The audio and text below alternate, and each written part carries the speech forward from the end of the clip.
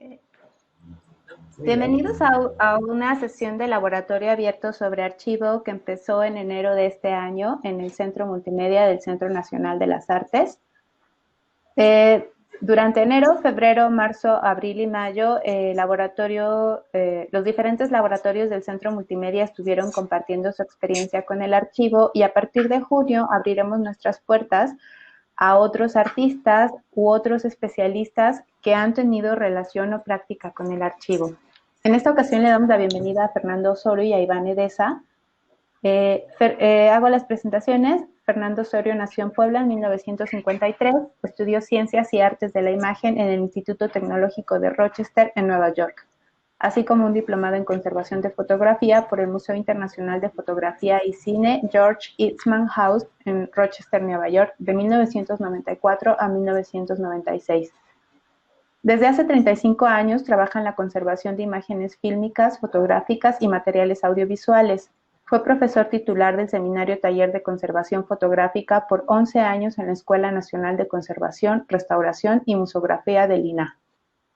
Tiene distintas publicaciones, como El Cine Mexicano del 2012, capítulos sobre el patrimonio fílmico mexicano, así como en ebook, un modelo para la gestión de las tareas de las colecciones fotográficas y audiovisuales, educación para la conservación del patrimonio fotográfico y audiovisual.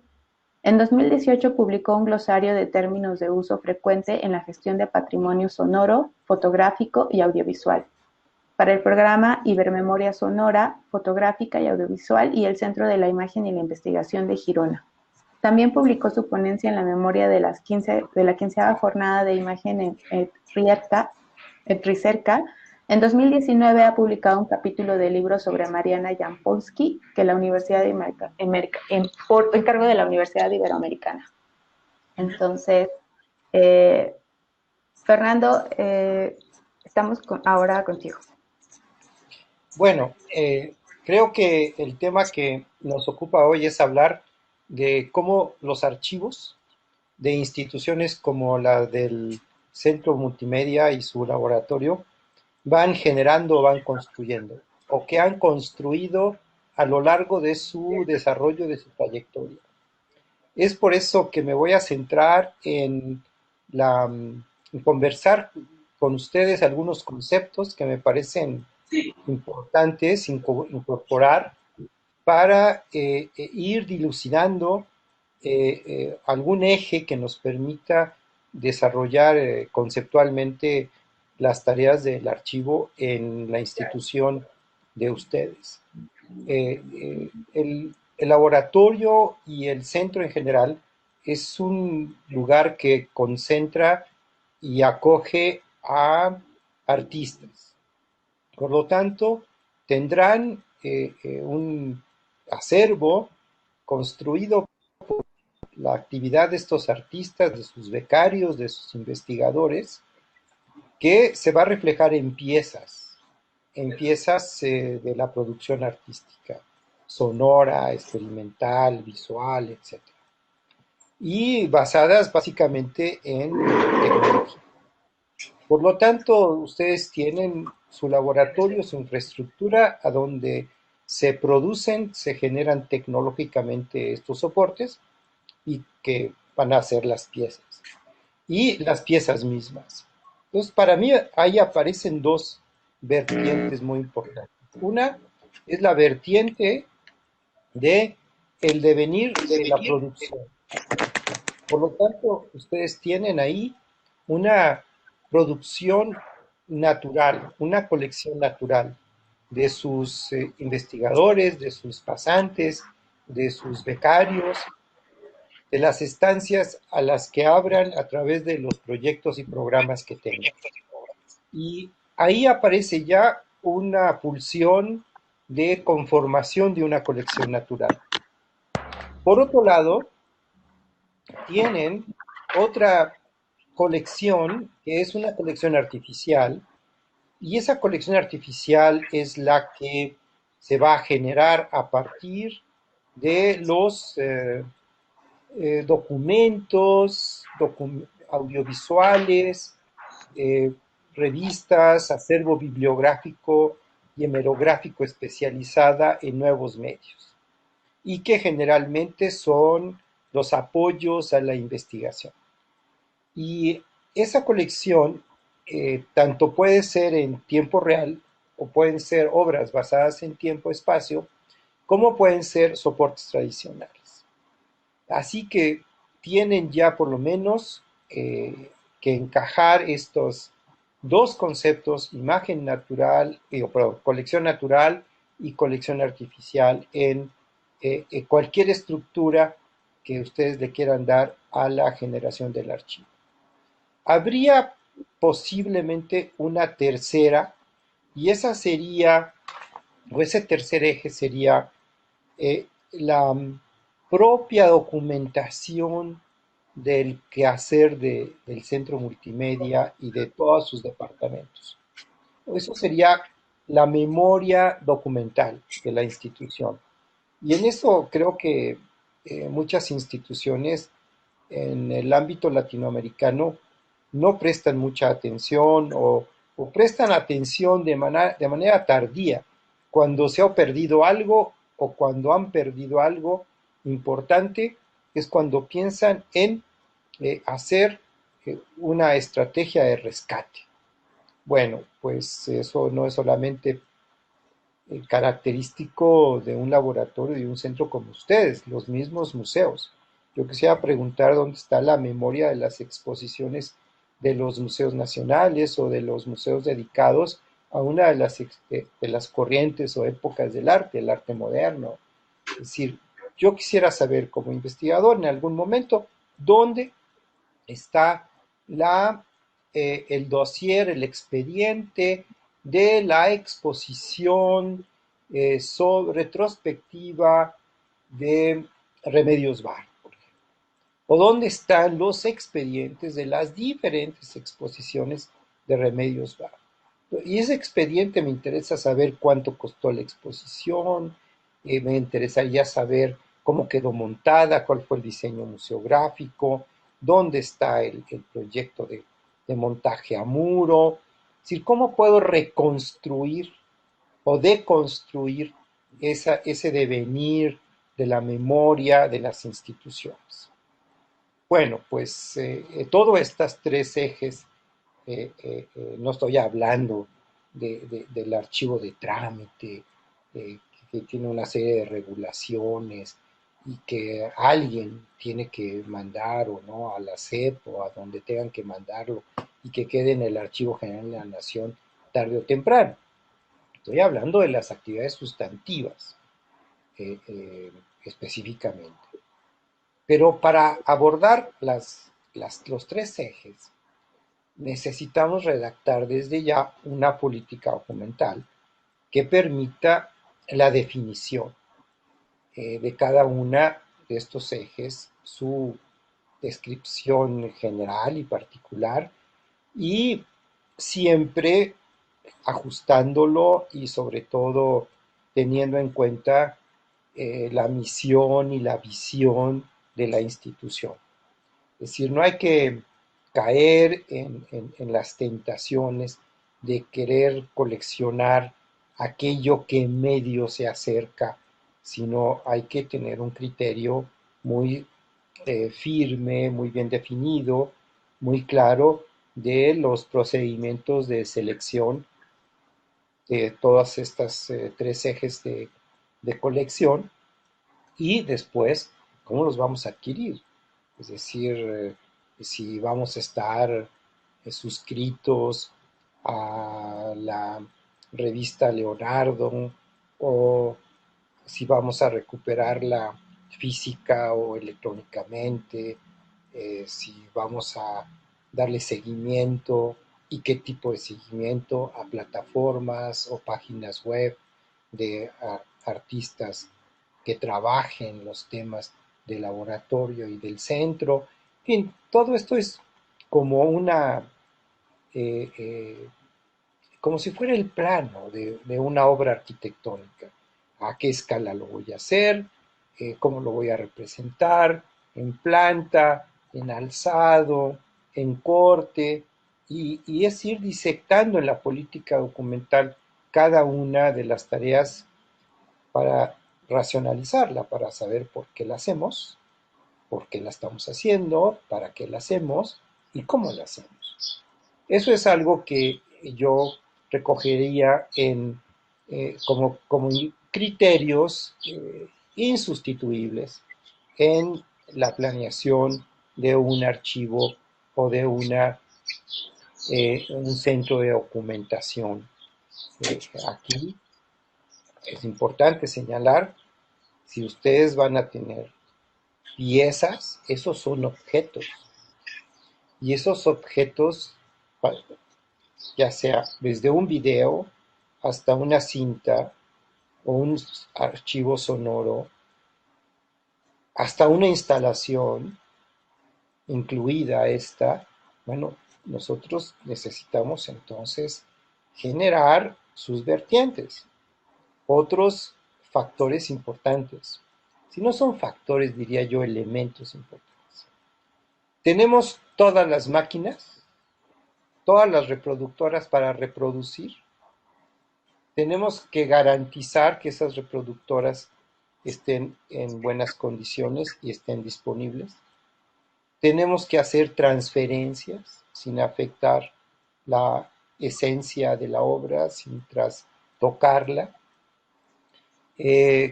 Si hacemos reprografía de todo esto, no tenemos que pensar entonces en cómo vamos a presentar esa reprografía como versión en otra plataforma, versión en otro soporte, para poder documentar en aras del investigador, del usuario o de simplemente del público.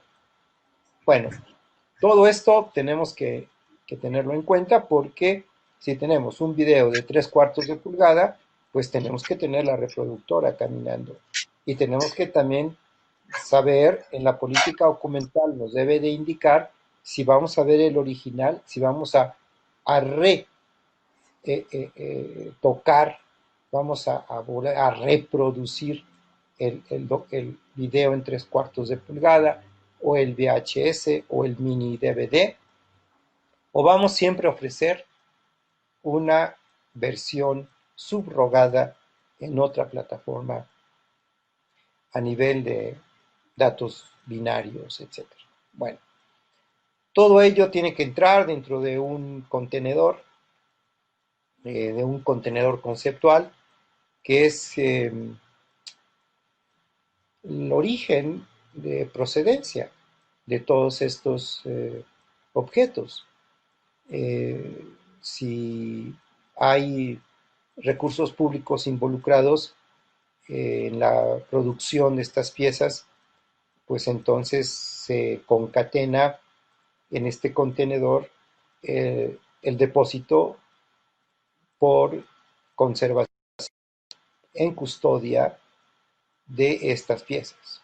Y ahí, en ese contenedor, se introduce un tema, que es el tema de la responsabilidad de la institución.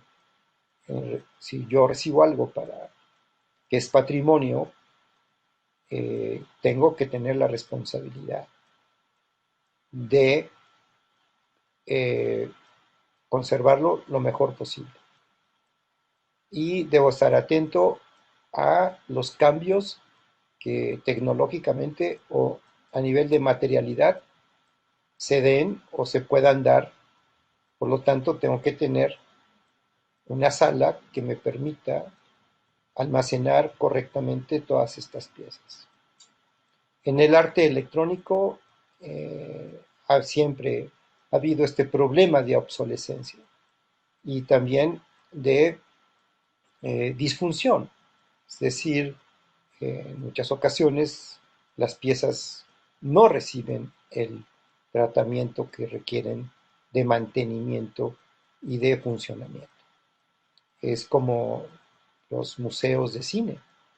No deben ser museos de aparatos que se encontraron en la Lagunilla o en la colonia Portales, sino deben ser aparatos que donde se hayan encontrado funcionen como cuando estaban funcionando en su época. es decir, sin menospreciar la pátina, pero que podamos verlos funcionando. Esa es parte de las, digamos, metas, las esperanzas de un museo tecnológico, que todo funcione, que en un museo de tecnología o de instrumentos médicos, pues no queremos ver un bisturí roto, queremos ver un bisturí como era, lo más cercano, como parte de testigo del devenir de una tecnología, de un quehacer, del instrumento mismo. Así que en este contenedor, con esta responsabilidad de custodia, también hay que hacer intervenir otro elemento que es los derechos de autor. Si ustedes reciben una obra de alguno de los artistas y la reciben en custodia por tiempo indefinido, por donación, pues tienen que levantar una minuta donde el artista está de acuerdo en depositar esto, que renuncia a sus posibles derechos patrimoniales de uso y que los transfiere al centro multimedia y o no, o decir, bueno, nada más quiero que usted me lo guarde, ¿no? Para que se conserve porque yo no puedo. Eso está preparado el centro, el jurídico de la Secretaría de Cultura, del Instituto Nacional de Bellas Artes, tiene que contemplar esa figura de depósito en esas condiciones, con un convenio, y además mantener el archivo de estos expedientes que nos permitan a nosotros retener una referencia para cualquier disputa en el futuro, entre sucesores, entre galeristas, es decir, el chocolate espeso y las cuentas claras o las cuentas claras y el chocolate espeso. Es un principio moral, ético. Así que estamos hablando de diferentes visiones. Una es la de la conservación, la de la documentación, otra es la legal, la deontológica y sobre todo en esta como especie de, de contexto del patrimonio que pues ya debemos prepararnos para sucederlo. Lo que no es patrimonio, lo que no se hereda, lo que no se sucede a otros. Por eso es tan importante la figura de sucesión en los intestados. ¿Quién es el sucesor natural? ¿Quién es el sucesor designado? ¿Quién es el heredero beneficiado o afortunado o desafortunado, ¿no?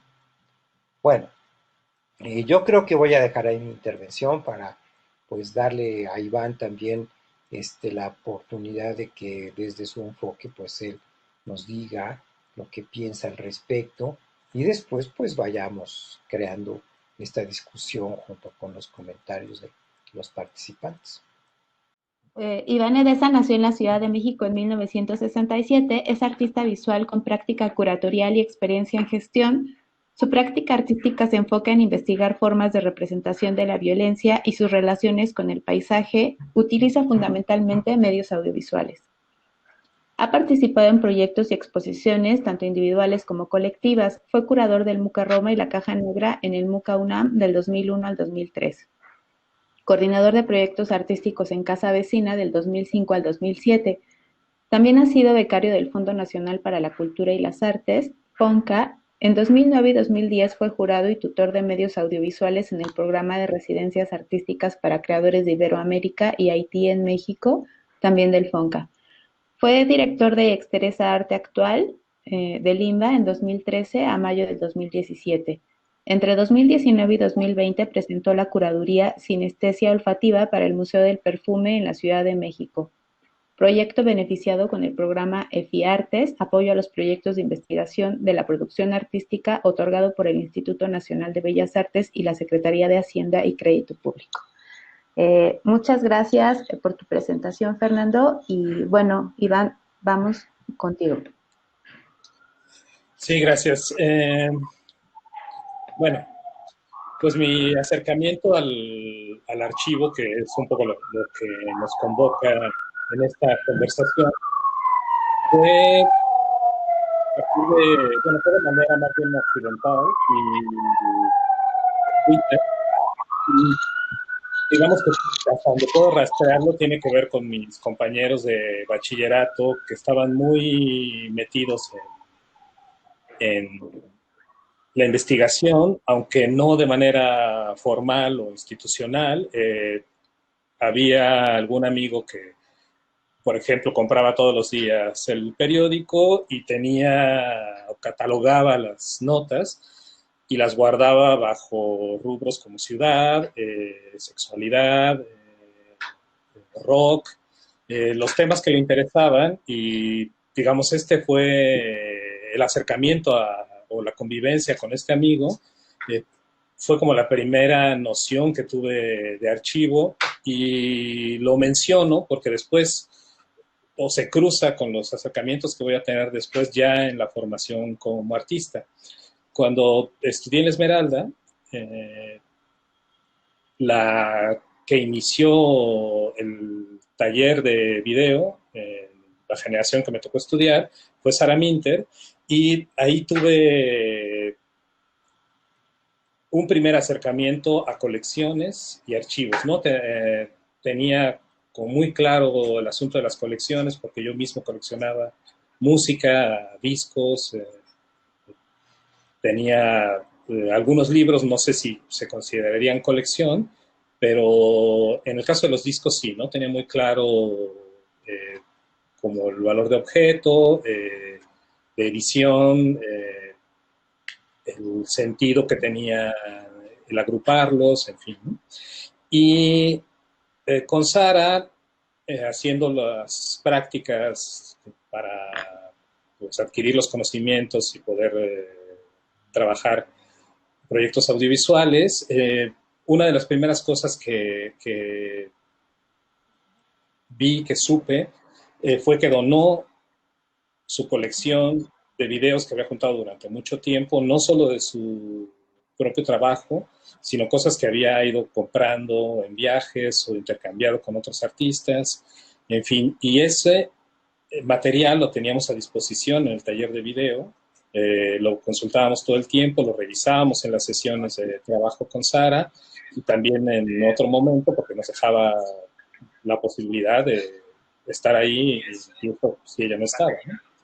Entonces, ese acercamiento cruzado con otros intereses personales sobre la imagen en movimiento, la imagen audiovisual, fueron un primer momento para acercarme sobre todo a la apropiación, ¿no? Para empezar a robarme materiales o a tomar prestados materiales que me servían para editar mi trabajo. Y hice algunos proyectos, ¿no? Que algunos han sido muy exitosos o les han tenido buena fortuna, ¿no? Se han insertado en colecciones o han circulado por diferentes espacios, y ahí está un primer interés, o ahí detecto que, o más bien un segundo interés, ¿no? Después de esto que mencionaba de los archivos de conocidos o las propias colecciones, ¿no? Y aparece algo que acaba de mencionar Fernando, el asunto de los derechos de autor. O sea, si yo me apropio de un segmento de imagen, ¿cuánto tiempo me puedo apropiar? ¿Cuánto tiempo de sonido? Depende quién sea el dueño de esos derechos. ¿Cómo lo puedo usar? ¿Qué tanto lo puedo reciclar, resignificar, alterar?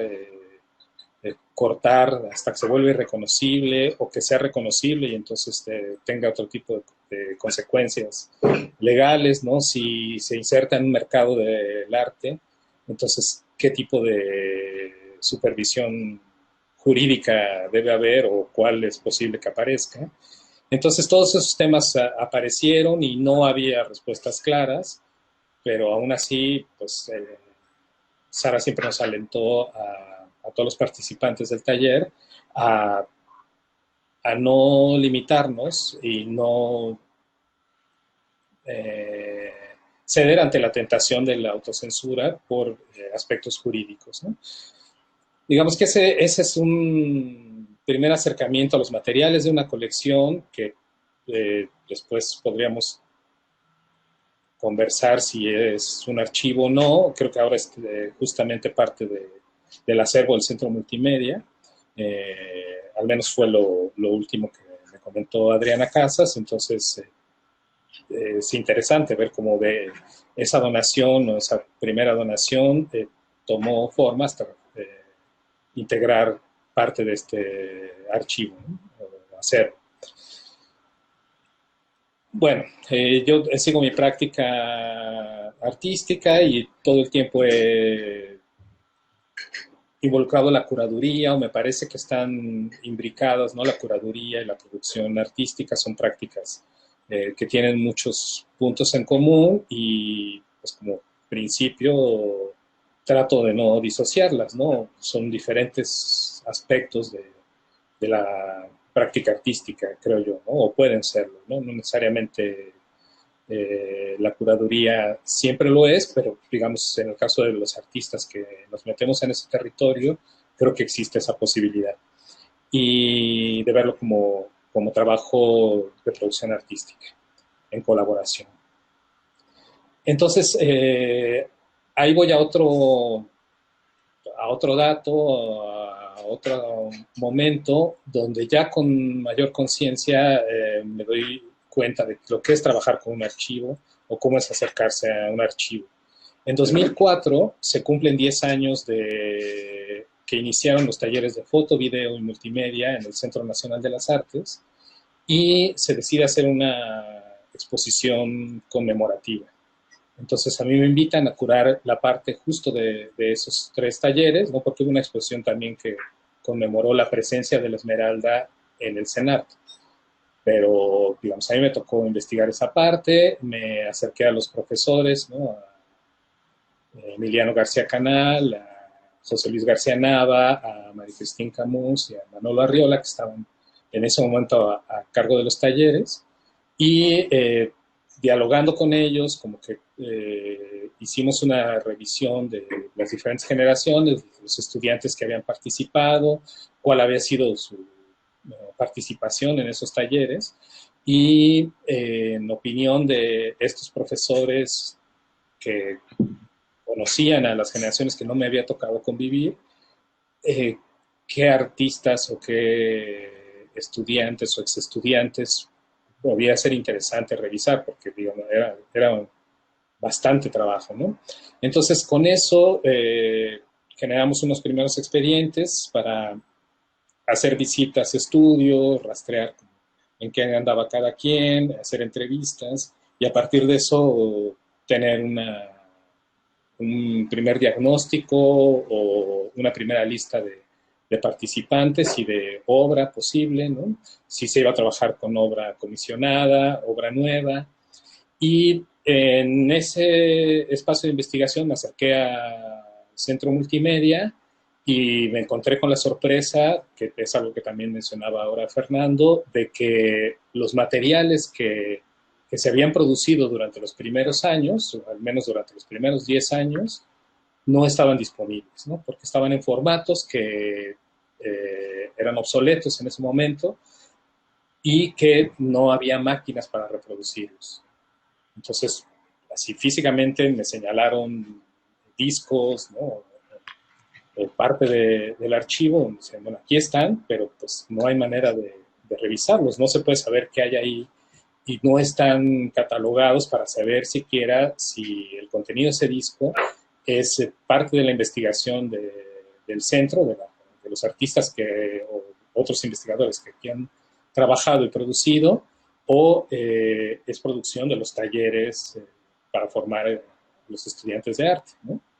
o algunos otros talleres. Entonces era una cosa muy difícil. Ahí como que me cayó mucho más fuerte el 20 porque me había tocado el tránsito de formatos y la obsolescencia de formatos en el propio taller de video.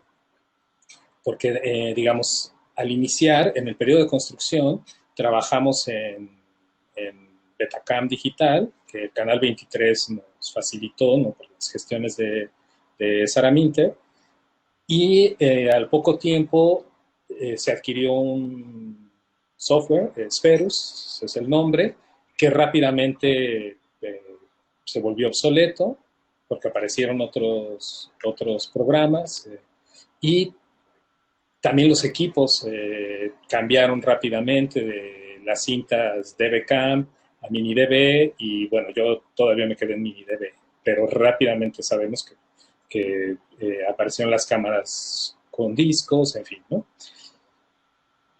Entonces, bueno, ahí es otro momento donde me encuentro con estos problemas y la dificultad de armar una exposición conmemorativa con obra ya producida. Entonces hubo que mezclar y más bien la parte que aportaron los artistas, ex estudiantes que habían estado en el centro multimedia, fueron obras nuevas, obras en algunos casos, pues se podría decir comisionadas, aunque la remuneración no es proporcional al trabajo que se hizo, pero digamos de manera simbólica o con una remuneración simbólica, se hizo la comisión de estas piezas. Entonces, bueno, el resultado fue interesante, me parece, como que no se había visto, o yo no había visto como algo similar desde el 98, que fue el año en que a mí me tocó hacer en ese momento, Sara Minter, Humberto Chávez Mayol y Andrea Di Castro, ahí yo como estudiante, participar en una exposición que se llamó Designata, donde se mostró la producción de los primeros años de esos talleres, ¿no? Los primeros 2 o 3 años. Entonces era como muy fresco todo lo que se estaba produciendo, pero desde ese momento no había otra exposición que tratara de considerar eso, ¿no? Digamos, es el registro que tengo, que son fotos de muy mala calidad, pero al final creo que es lo único que sobrevive. No he sabido si hay otro tipo de materiales similares, pero creo que valdría la pena, por ejemplo, pensando en el archivo del Centro Multimedia, que hubiera ciertos datos de qué piezas, de qué participantes de los talleres colaboraron o contribuyeron con algún trabajo para esto y de otras exposiciones, ¿no? Digamos, yo estoy hablando de un caso que me tocó porque nos puede dar pie a la conversación sobre cómo se manejan o cómo se conservan estos materiales o qué tipo de calidad debe tener, ¿no? Que es algo que Fernando seguramente nos puede decir, ¿no? Qué calidad de imagen y en el caso de transferirlos, estos son transferencias de diapositivas de 35 milímetros, entonces, pues digo, seguramente hay una pérdida a la hora de digitalizar, no sé, se tendrían que revisar los originales para ver qué tan nítidos son o si es especie de fuera de foco, textura que tiene la imagen, es la calidad que daba esa cámara, ¿no?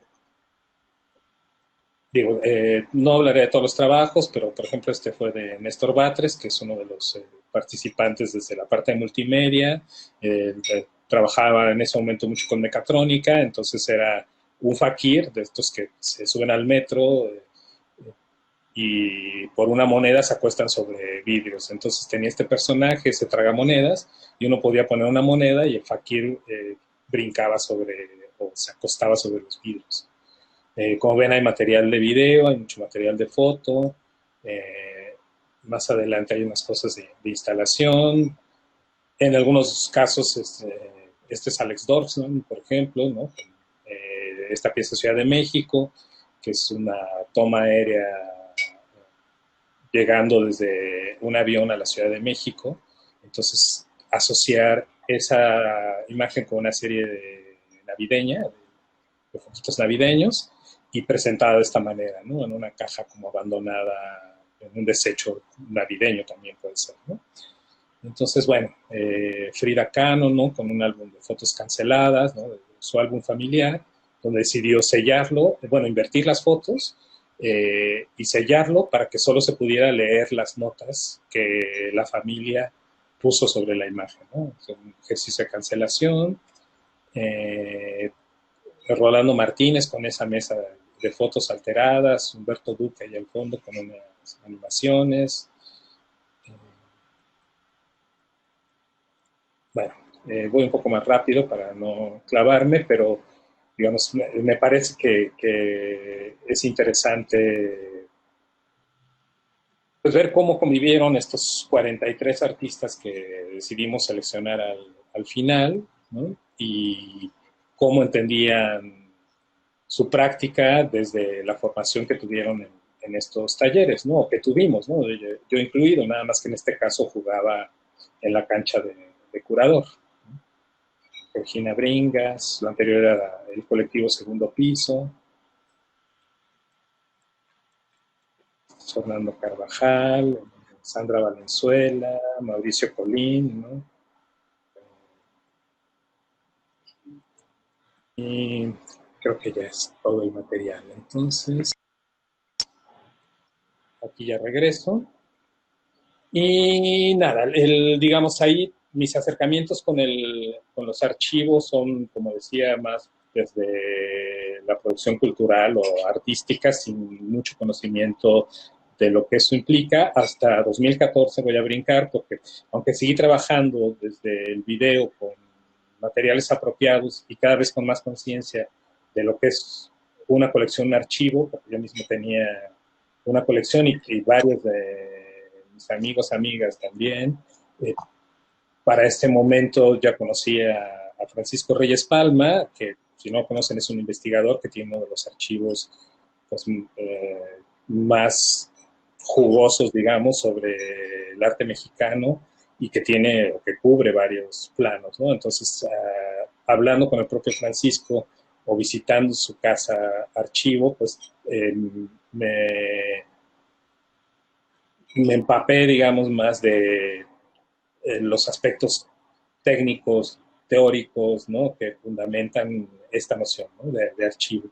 Pero ya durante la gestión en Exteresa, por ejemplo, ahí había leído los textos de Mónica Mayer, donde se quejaba todo el tiempo de cómo era posible que estuvieran registrados hasta los escritorios o los bancos del Instituto Nacional de Bellas Artes y no hubiera un solo registro de el acervo, de la colección, de los registros de performance que estaban albergados en Exteresa, ¿no? Algunos estaban en soportes muy inestables o muy precarios o de muy baja resolución.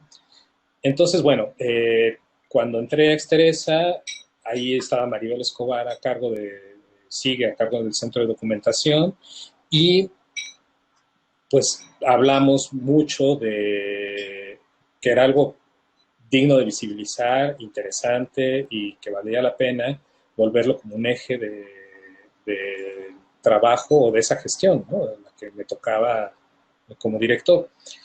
Entonces hicimos una primera exposición que se llamó Escindir, Cerrar, Pulir. Digamos, la cocuramos, pero en realidad buena parte del trabajo de investigación, conocimiento sobre los materiales y de la selección recayó en ella, ¿no? Porque pues, finalmente conocía muy bien este material y paralelamente a esto ya tenía un programa también de visibilización dentro de propia Exteresa que se llamaba Despliegues, donde invitaba artistas a revisar sus expedientes dentro de Exteresa y a hablar de su trabajo a partir de la obra que ahí estaba, ¿no? O de los documentos que ahí estaban. Entonces, bueno, con estas ideas fuimos trabajando varios asuntos sobre el archivo, con la subdirectora Sofía Carrillo, en colaboración con Joaquín Barrientos, se convocó a un encuentro que se llamó Archivos Fuera de Lugar, que hay una publicación en el taller de ediciones económicas, y justo en el momento de dejar Exteresa o en la transición hacia la nueva administración, estábamos trabajando ya sobre el segundo encuentro que se hizo en colaboración con Arqueya, el MUAC, el UNAM, y coincidió lamentablemente el primer día con el terremoto del 2017. Entonces se tuvo que hacer a puerta cerrada, pero afortunadamente de ese también existe una publicación coeditada entre la UNAM y el Taller de Ediciones Económicas. Y bueno, es en ese lapso, en 2014, que yo tomé un curso con Fernando Osorio y con Pedro Ángeles para, bueno, enterarme un poco más. Ya sabía un poco de la trayectoria de Fernando, y en la Fonoteca Nacional ofrecen este curso, entonces ahí me acerqué y como que, digamos, fue la entrada definitiva a este mundo de los archivos y a un interés más claro y con conocimiento de causa de lo que significa trabajar con estos materiales, de tener esa responsabilidad frente a ellos o de cualquier tipo de gestión, ¿no? Después tuvimos oportunidad de colaborar e invitamos a Fernando a capacitar al personal de Exteresa, ¿no? A hacer un taller, taller, seminario para entender y conocer la colección que ya estaba en Exteresa y que realmente no se mencionaba que existiera como colección.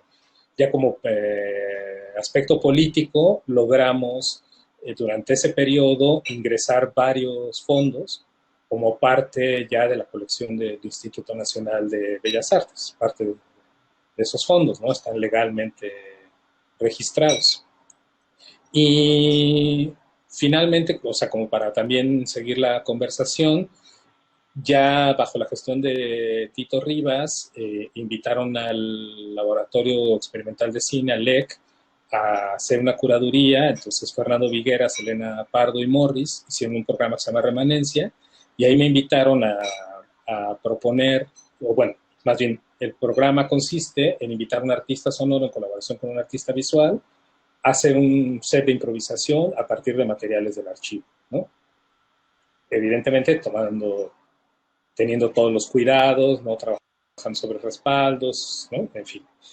Y en ese momento me tocó trabajar con Angélica Castelló y estaba en rehabilitación el edificio de Exteresa, entonces lo hicimos en el Centro Cultural de España, y nada más me gustaría compartirles un fragmentito de lo que hice para trabajar en el set, aunque no fue la manera en que se vio totalmente, pero me parece interesante también para hablar de esto. Entonces, más.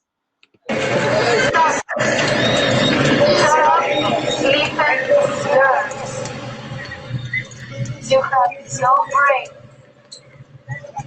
Forget your needs. There's no place like home. Don't apologize. Trace. Trace. Trace. Right. West. Straight. Left.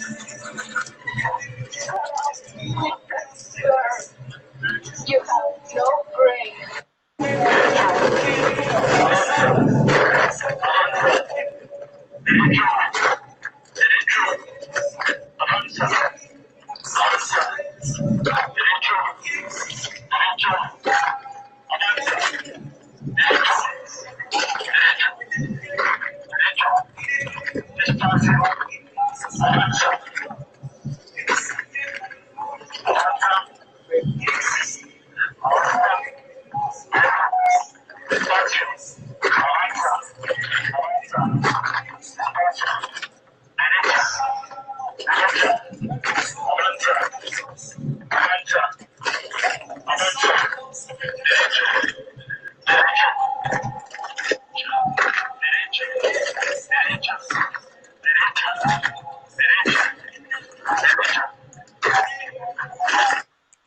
Bueno, pues este fue parte del material que procesé del archivo. Lo que hice, bueno, para contextualizar, buena parte de los masters, de los registros de performance que hay, están en VHS, que para quienes estén familiarizados con el formato sabrán lo precario que es eso y la calidad que tiene.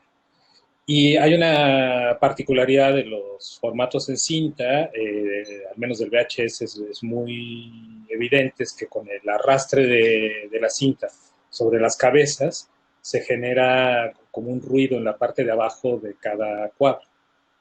Entonces, lo que hice fue tomar de varios materiales de los festivales de performance, específicamente, y algunos de arte sonoro, tomar esa parte de abajo, la que está defectuosa, la que se vuelve una aberración de la imagen o ruido, cortarla y entonces hacer un collage con varias de esas líneas de la parte de abajo, conservando en cada caso los audios, por eso se traslapan. Y ese fue parte del material que usé para la improvisación con videocaseteras VHS en esa presentación de Remanencia.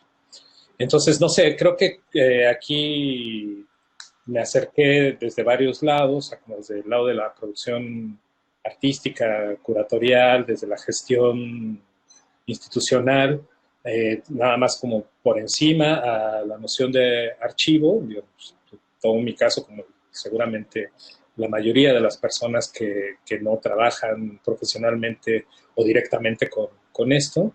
Y creo que podemos con esto, este pretexto, conversar un poco más, ¿no? ¿Qué les parece?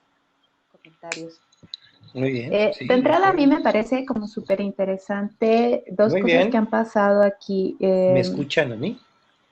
Bueno, más bien han pasado muchas, pero empezando por esta división que hace Fernando sobre los tipos de archivo o las intencionalidades del archivo que se deben considerar a nivel institucional.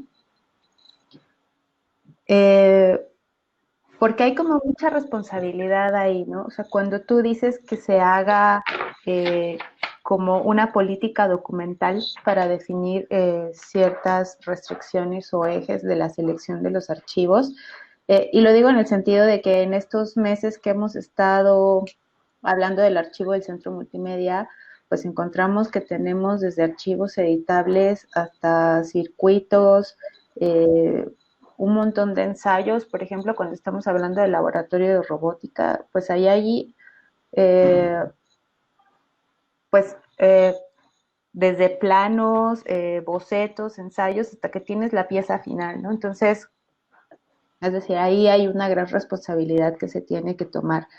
Por otro lado, es bien padre el ejercicio que acabamos de hacer con Iván. Hay una cosa que ambos comparten que me parece interesante, que es esta problemática de la obsolescencia del archivo, es decir, como que los artistas que están trabajando con es que no quiero decir tecnología, sino con ciertos aparatos que en ese momento son como lo más sofisticado. Y cómo se ve cuando entras a una exposición, a lo mejor ahorita alguien que estuviera trabajando con realidad aumentada o con inteligencia artificial y no sé, eso en 10, 20 años, ¿cómo lo vamos a ver, no? Entonces, ¿cómo te vas preparando para esa obsolescencia, no? ¿Cómo es la experiencia de quien visita una obra trabajada con un tipo de tecnología y por otro lado, como el ejercicio que hiciste de presentarnos estas fotografías que tú decías que son de mala calidad, pero que en ese momento era la mejor foto que se tenía y la forma en la que se estaba como capturando esa imagen o ese momento o que incluso desde cómo decides tomar esa fotografía en ese momento, ¿no? Que no sería la misma manera con las posibilidades que nos dan los smartphones ahora, que de pronto puedes hacer panorámicas de una manera mucho más sencilla, que la calidad de la imagen es mucho más alta. Entonces, y esta experiencia que pones, por ejemplo, de ponernos lo de del arte, del Exteresa Arte Actual, me parece como muy bueno tener esta experiencia en pantalla, ¿no? O sea, es decir, cómo a través de esta plataforma, estamos viendo a través de un streaming de Facebook, estos videos que tú tienes en tu computadora, que además ya recuperaste. Entonces, como digo, más que apuntar algo, yo lo que digo es como que me va llamando la atención todo esto, porque en qué formato se guarda la experiencia o cuál sería el formato ideal para guardar las experiencias o esta discusión eterna entre que ya tenemos de lo analógico a lo digital, pero ahora es como irnos mudando de formato hacia el de mejor calidad cada vez. Y si de pronto no sé si eso nos aleja un poco del momento en el que las piezas fueron hechas. Digo, esto es un poco lo que yo pondría sobre la mesa para ver si ustedes quieren decir algo y claro que la gente que nos está viendo en streaming, pues con toda la libertad de hacer preguntas. Bueno, yo quisiera intervenir mientras alguien se anima con las preguntas. Creo que tú has tocado un tema que es muy, muy lógico en en el trabajo diario de un archivo audiovisual. Tenemos, por un lado, la necesidad de controlar los objetos de la colección físicamente, saber dónde están, cómo se encuentran, hacer diagnósticos del estado de conservación. Y en este caso de eh, piezas tecnológicas, no tienes por qué decir que no te gusta la palabra tecnológico, es tecnología, de cualquier manera. Es decir, menos o más tecnológico, más sofisticada o menos sofisticada, pero es tecnología desde el grabado hasta lo contemporáneo, ¿no? El dibujo, en fin. Creo que esa es la materialidad, ¿no? Y que tenemos que, los conservadores, que lidiar, es nuestro dolor de cabeza. Y nuestro dolor de cabeza se convierte en migraña cuando tenemos materiales sobre soportes muy fiables. Por ejemplo, Iván dice, ustedes no se imaginan el problema que presenta el VHS. Pues sí, pero también yo le podía decir, el VHS tiene una calidad de reproducción sonora mejor que una cinta de cassette, ¿no? De audio cassette, ¿no? Tenía muy buena cabeza de sonido. Bueno, entonces, pero este artista, Iván Artista, pues ya se quejó del equipo, ¿no? De la tecnología, ¿sí? Bueno, yo con mucho cariño a los artistas de vanguardia, experimentales, pues les digo que hacen ruiditos y ponen fotitos, ¿no? ¿Sí? Pero porque pues, eso es lo que quieren hacer, están en su derecho de hacer lo que quieran, ¿no? Con lo que quieran, ¿no? Pero es interesante traerlo a colación porque el control físico es un área del archivo audiovisual y es un área de las más complejas, ¿no? Es un área de las digamos, que más tiempo consumen, que más especialización requieren y sobre todo de la intervención multidisciplinaria, de electrónicos, de ingeniería electromecánica, en el caso de robótica, de diseños de microcircuitos. Entonces, este artista nuevo, estos nuevos artistas de nuevos medios, pues son así un poco como bricoleurs, ¿no? Es decir, jalan de todo, ¿no? Tienen que saber de todo, tienen que resolver, pues todo lo que ellos necesitan resolver para darle salida a sus inquietudes artísticas y de interpretación de la vida y la realidad. Al conservador, pues igual nos llega, o a un restaurador de pintura de caballete, les puede llegar un lienzo en acrílicos mal preparado. Y entonces tiene que resolver que no se siga craquelando. Y ahí pues no puede sustituir la obra de Caballete por una bonita impresión de inyección de pigmentos, ¿no? Entonces, el curador va a querer siempre montar en sala el acrílico con o sin craqueladuras, con o sin lascas. Y el restaurador tiene que decir, bueno, pues prepáralo para que aguante los 3 meses, ¿no? Bueno, yo creo que el control físico incluye el diagnóstico de la obra o del objeto, la conservación, es decir, las estrategias de intervención, de estabilización, de preservación, es decir, de copiar. Hemos ido copiando toda la vida de la historia de la civilización. Hemos copiado papiros, hemos copiado pergaminos, hemos copiado en los monasterios medievales, los monjes copiaban y copiaban. Y nosotros seguimos copiando, ya no manualmente, pero seguimos reproduciendo mecánicamente, ¿no? Para que otras generaciones, otras latitudes, eh, tengan el disfrute, el conocimiento de la obra o del objeto. Así que el trabajo, te digo, se convierte en migraña. El trabajo de la conservación física de los objetos se convierte en una migraña porque hay una inflamación constante de problemas. Si a un pintor de obra de caballete contemporáneo se le ocurre ponerle ceniza a su obra y no sabe cómo fijarla y le pone un medio acrílico, pues quién sabe quién se descomponga primero, si la ceniza o el medio acrílico. Pero, y después cuando uno les dice, oigan, pero ¿por qué no se les ocurrió pensar en la esperanza de vida de su obra? Ah, no, mi obra se transforma todos los días. Bueno, ¿y quién te va a comprar una obra que se está autodestruyendo? Sin embargo, sí se han dado premios a obras basadas en una esperanza de vida mínima o basadas en un proceso de degradación. Por ejemplo, hay un artista, que no recuerdo su nombre ahora, pero que vi su obra sobre papel, me había cogido un papel de un espacio muy húmedo y lo había hecho el centro de su obra, lleno de hongos, porque los hongos se veían muy bonitos o se veían con unas texturas apropiadas para el discurso del artista. Y le habían dado un premio y llega ese premio al Museo Blanes del Uruguay y ahora hay que conservarlo pues en cuarentena, ¿no? Sí, habría que conservarlo en cuarentena totalmente porque no podías fumigarlo porque le quitas la textura, no le quitas los hongos, transformas la obra.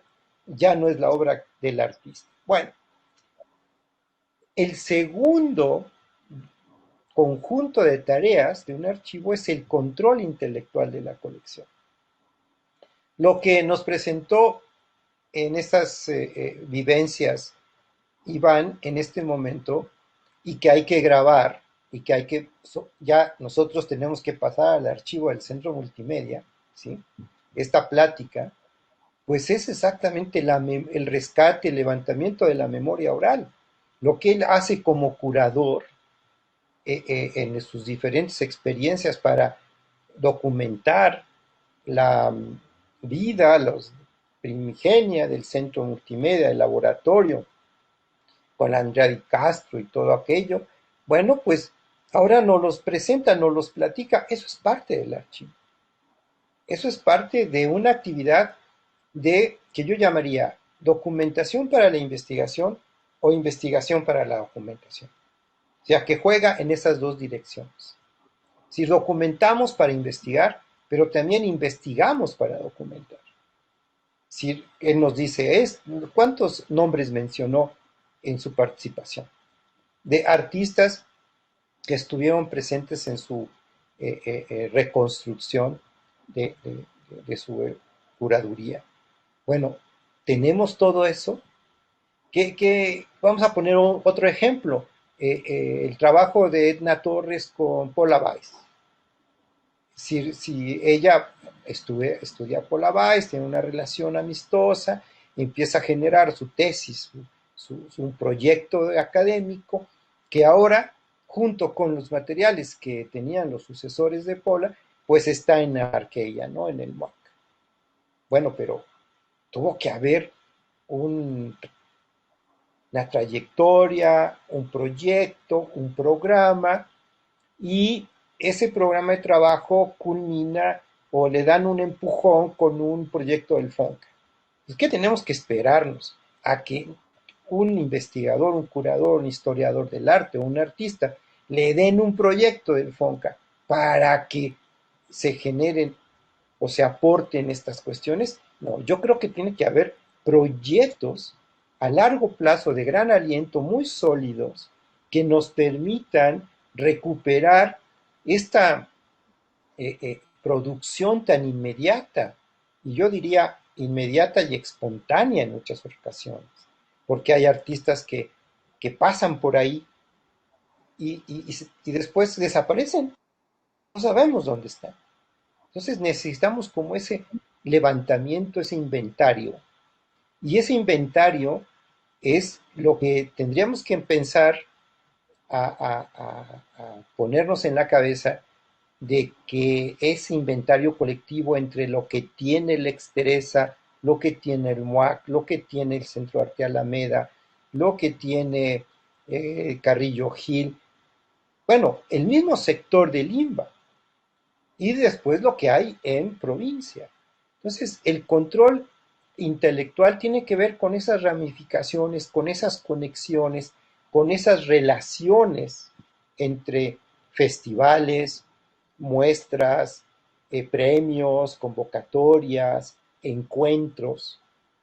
Y lo más importante que yo veo es que esto está todavía dentro de una generación joven, madurita a lo mejor, pero todavía podemos ir y entrevistarlos con una cámara, con el celular, aunque sea, como dice nuestra anfitriona, ¿sí? Podemos hacer tantas cosas con el celular, sí, pero ahí en el celular, pues obviamente tiene sus limitaciones de resolución, ¿no? Pero si podemos ir con una camarita de 20,000 pesos, pues bastante mejor sería, ¿no? Pero si no tenemos nosotros fincado claramente cuáles son esos listados de tareas y nos vemos reflejados en ellos, ¿para qué? Para almacenar bien los materiales, para almacenar los objetos y sus reproductores, para cuando se necesite, ¿verdad? Pero ahí viene la respuesta. Para cuando se necesite, ¿por qué? Porque mi catálogo de servicios al público no solamente es dirigido para que vengan los investigadores o los curadores, sino también para que yo pueda dar a conocer mis piezas, mis objetos. Entonces, los centros de documentación, los centros como el Centro Multimedia, está obligado a generar estrategias de acceso de sus materiales. A ver, ¿cuándo hemos visto un cartel, un póster, un afiche en un parabús que nos diga lo que tiene el centro Teresa Acta Actual? No, parece que hacer un cartel no es interesante. Entonces, ¿cómo se va a enterar la gente? ¿Cómo vamos a hacer que las personas se apropien de su patrimonio si no les demostramos de lo que son dueños? Por ejemplo, si usted hereda una casa de su abuelita, pues uno quiere a ver qué me dejó mi abuelita, a ver si no me dejó un dolor de cabeza. Bueno, pues esa otra migraña, ¿sí? Entonces, ¿cuál es el catálogo de servicios al público? Si esto lo presto para exposiciones, ¿con qué facility report? ¿Con qué condiciones? ¿A quién se lo presto? ¿Está el objeto prestable? Es decir, ¿está limpio? ¿Funciona? Yo me acuerdo que en la colección de Fundación Televisa de arte electrónico, cada vez que prestábamos una obra de estas electrónicas, o eléctricas, como la silla esa que se congelaba de arte povera, pues nunca se congelaba, ¿no? O el día que se inauguró el MUAC, creo que nos las pidieron, se congeló precioso el día antes, y el día de la inauguración no quiso, como de contentillo, ¿no? Entonces ahí estamos luchando y buscando a ver cómo reponemos como era, pues era tan pobre que no quiso. Entonces, igual una cosa de Bayola, ¿no? Con unos proyectorcitos, con unos lamparitos que se fundían. Era un circuito impreso primitivo de unos proyectorcitos que él no quería cambiar, pero eso sí, si tú querías que la galería la pusiera a tono, pues tenías que mandar $15,000 de entrada para que la reparara.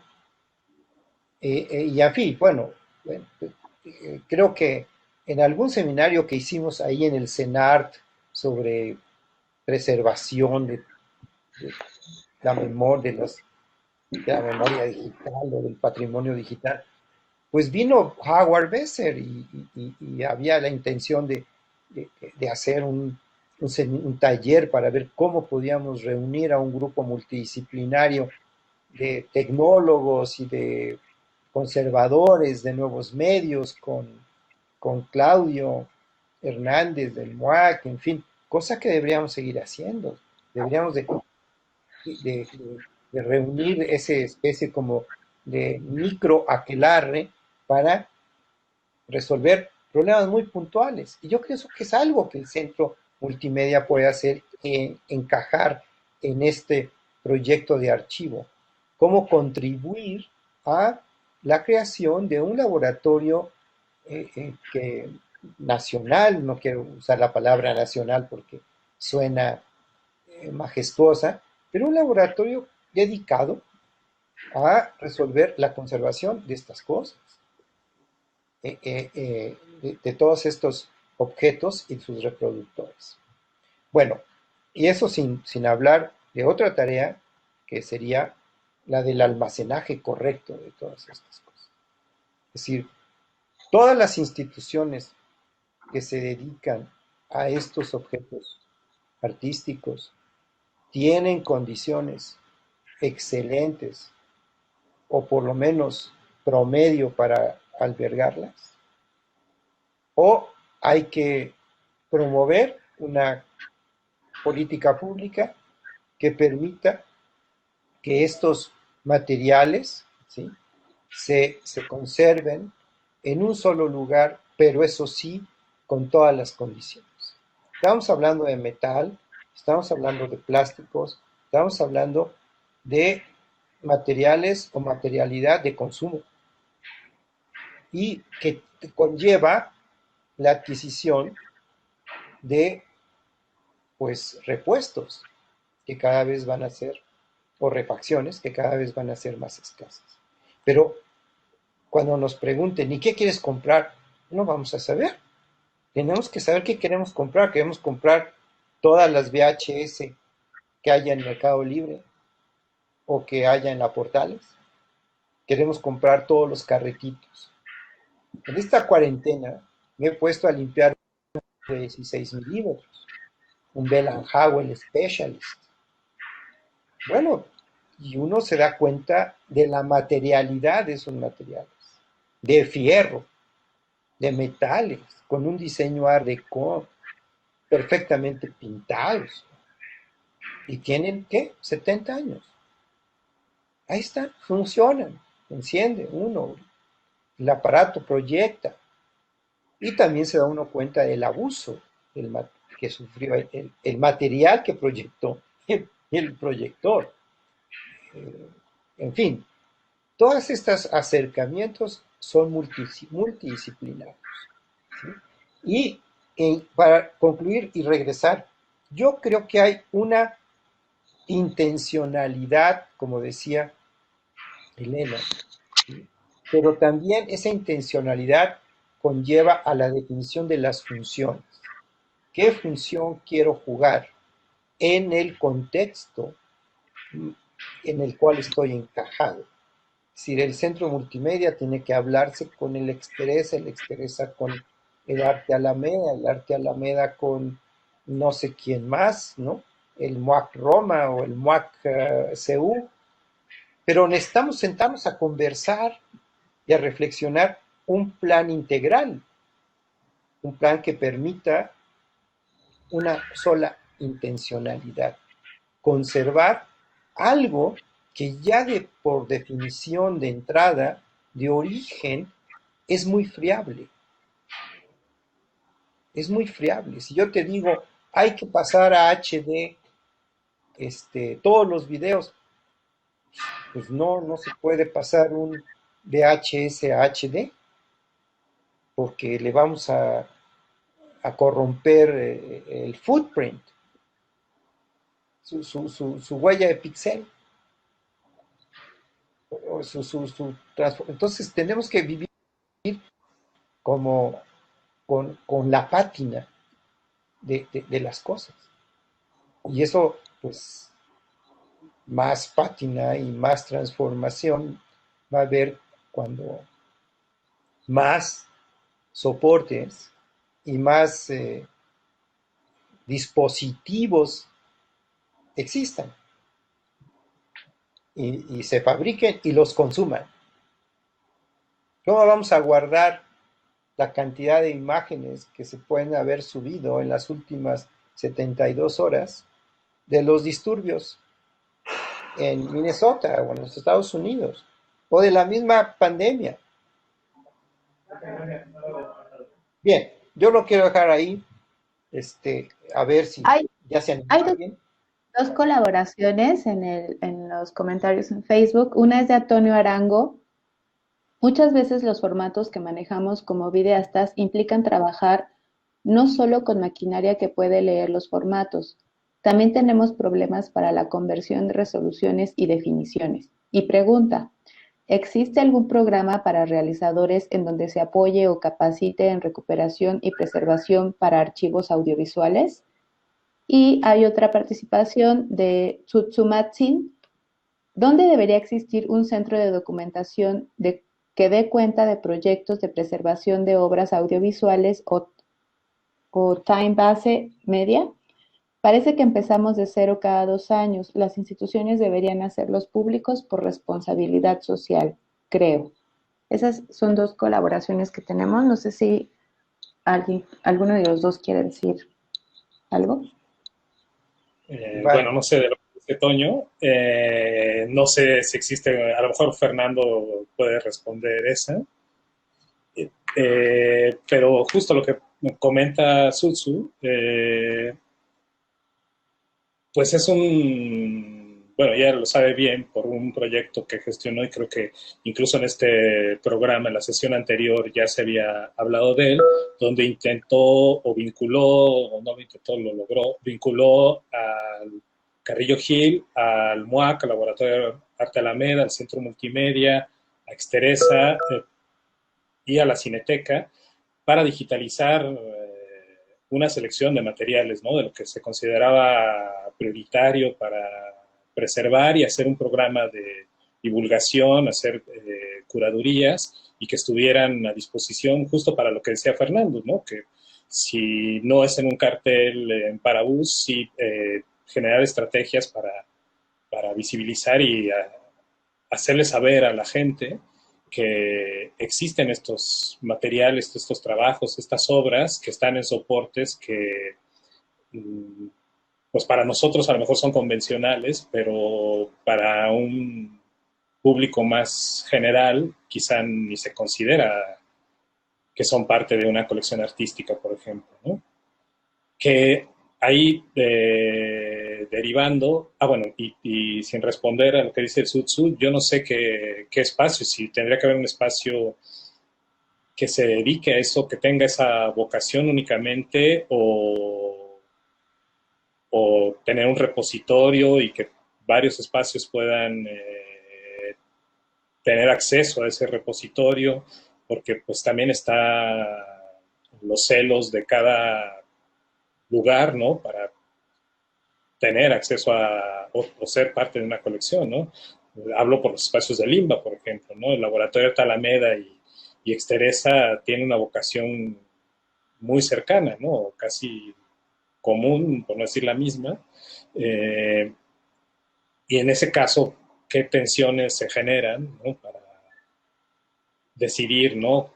¿Quién es el responsable o quiénes son los responsables de esos acervos, ¿no? Y bueno, un poco para regresar a lo que decía María al principio, es curioso, ¿no? La pregunta cómo se documenta, cómo se registran ciertas acciones, ahora que decía Fernando, o que traía de nuevo la idea de si registrar entrevistas con un celular, pues sí tiene una calidad muy precaria, y justo en Exteresa es uno de los problemas que hay en la colección, que hasta que se hizo registro con cámaras analógicas, hay una calidad más o menos aceptable.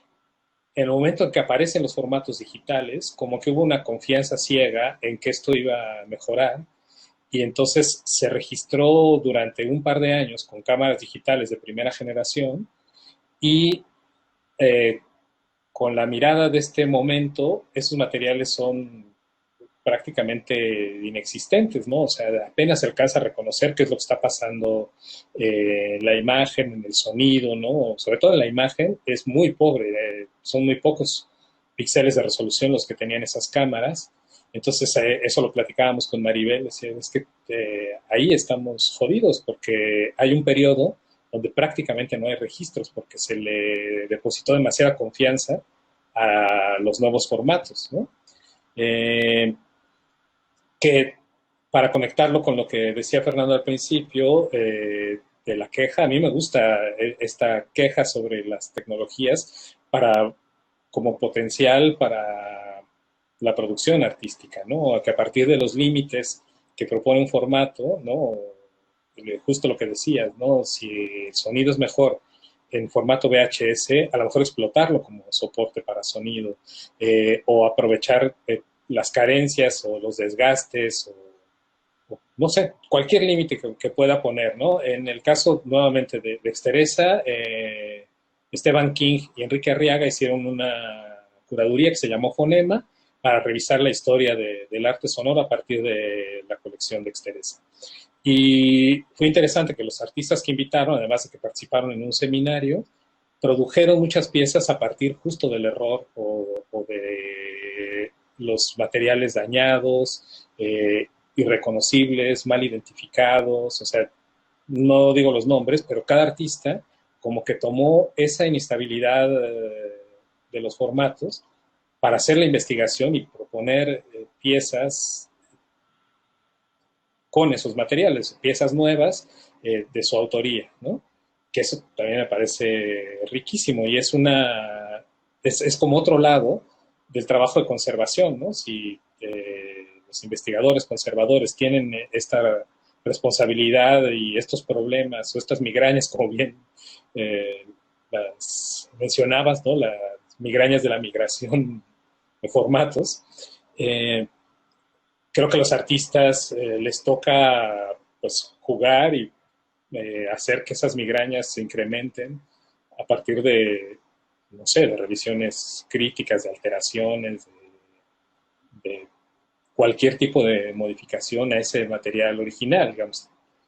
Obviamente no sobre los masters, ¿no? Pero sí como jugar con esos límites, ¿no? A esa parte me parece interesante desde la producción artística o curatorial. Y no sé, tú sabes de lo que decía Toño, de un programa. Bueno, no hay milagros realmente, señor Arango, no hay milagros. Lo que sí podemos es estar pendiente de los repositorios o las instituciones de vanguardia, como en los Países Bajos, a donde han ido resolviendo con un equipo multidisciplinario de tecnología, ¿sí? Cómo poder resolver parte del problema. Pero a mí, antes de resolver la infinidad de formatos, a mí me gustaría que hubiera un levantamiento, un programa a 10 años, en donde pudiéramos en los primeros 5 años saber qué es lo que tiene cada quien. ¿Sí? Un proyecto de inventario, para que entonces con ese proyecto de inventario podamos saber a dónde lo podemos llevar o de qué tamaño es el dinosaurio que queremos mostrar en un museo. Es decir, le vamos a hacer un capelo, le vamos a hacer una vitrina, un diorama, pero necesitamos saber de qué tamaño es. Porque seguramente lo que tienen las instituciones será un porcentaje, y en este momento no sabemos si en esas instituciones el porcentaje es significativo, medio significativo o poco significativo. ¿Dónde están los materiales de muchos otros artistas o qué otros artistas tienen materiales? Los vamos a poder conservar todos, vamos a invitarlos a nuestro condominio de alta esperanza de vida para guardarlos bien y documentar, o, o no, o simplemente vamos y levantamos lo que tiene.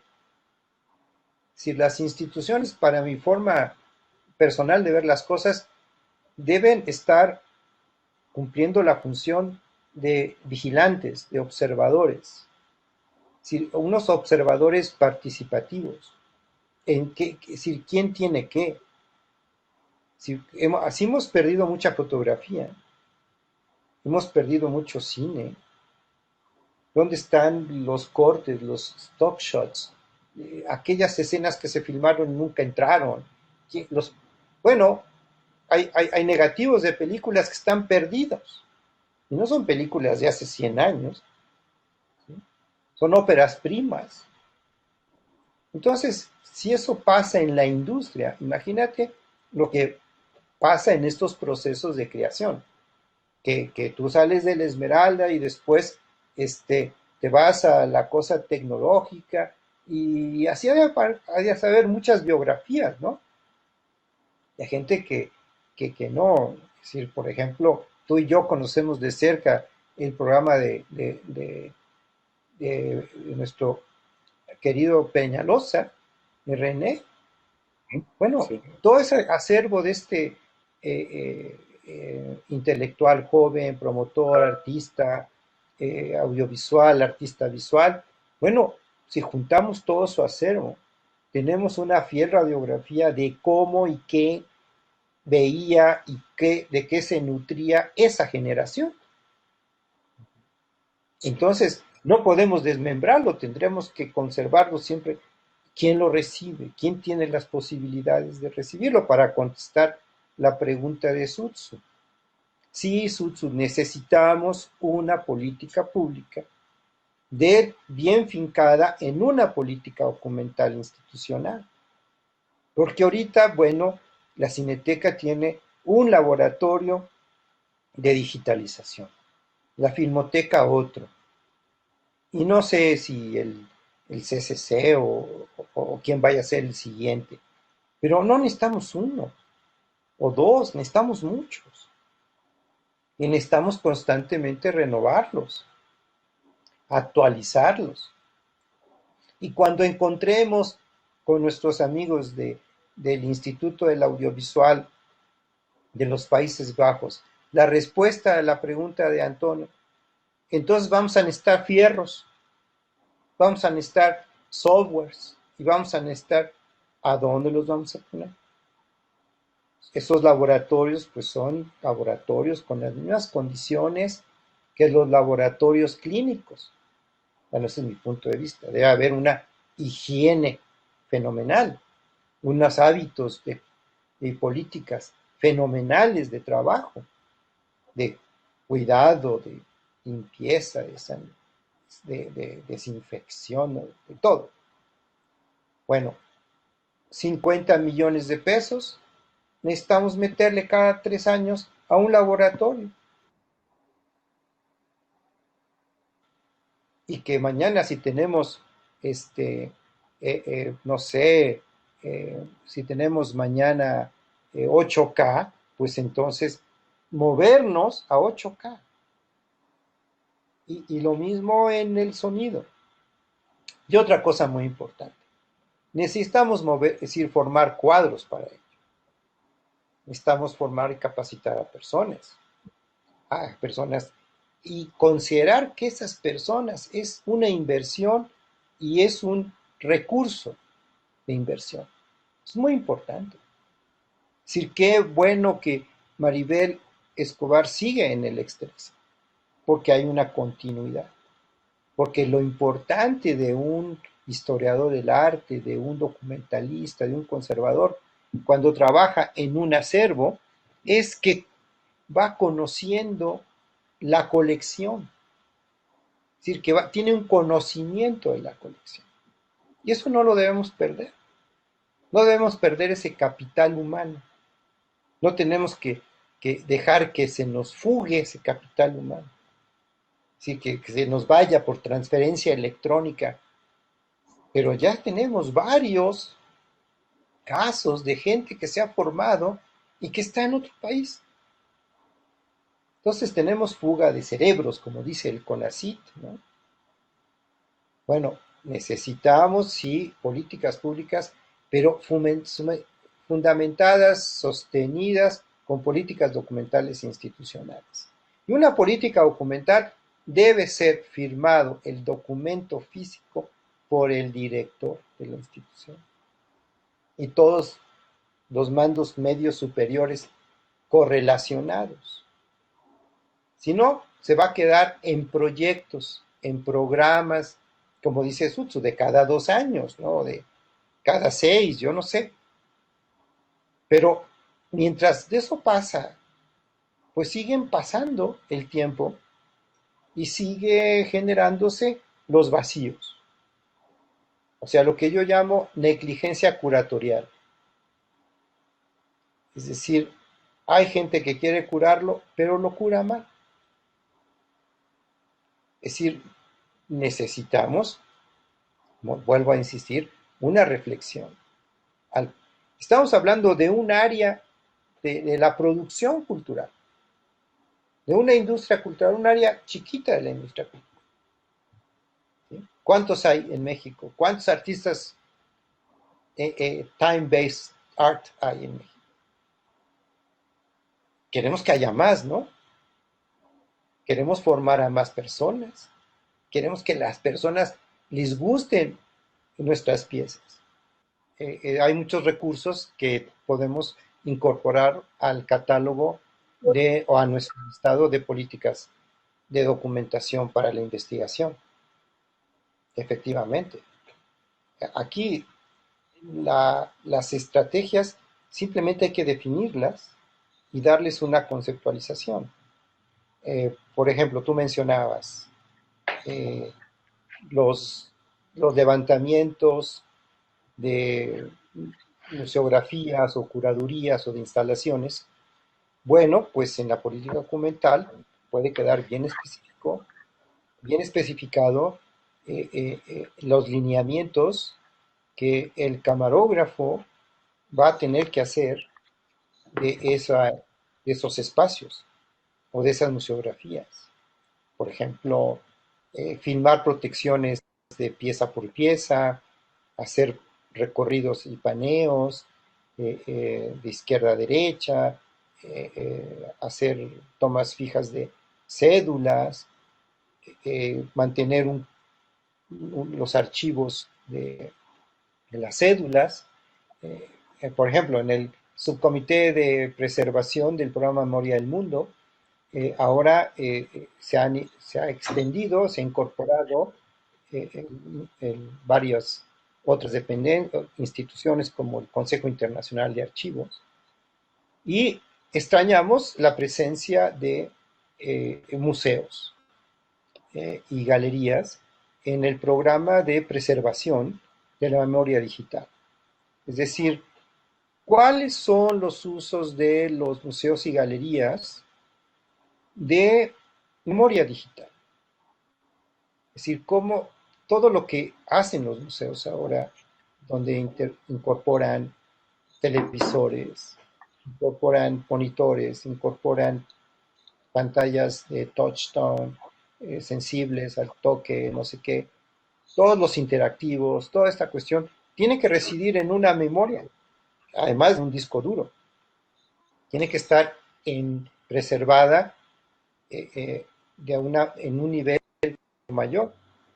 Entonces, necesitamos levantar pues un listado de cuáles son los usos que los museos han venido dando en los últimos 20 años a el uso de tecnologías digitales, no solamente para hacer piezas, sino para montar y complementar sus museografías, sus discursos museológicos y museográficos, para que entonces se puedan hacer recomendaciones a los países miembros de la UNESCO, ¿no?